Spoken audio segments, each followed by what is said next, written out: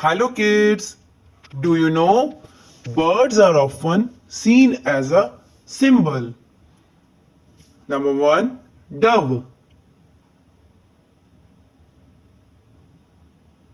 Dove are considered as a symbol of peace and love in the world.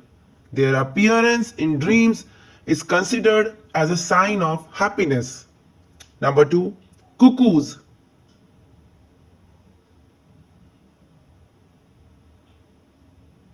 Cuckoos are lovely birds known for sweet melodies.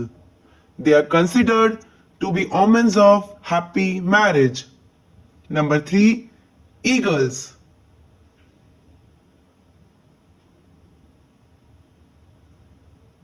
Eagles are considered as the king of the skies. The qualities of eagle make them the symbol of power and strength. Number 4, cranes.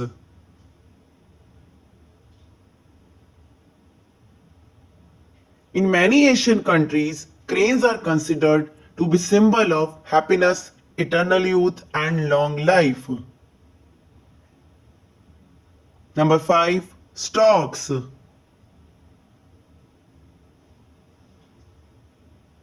Storks are believed to be symbol of love and good fortune. 6, owls.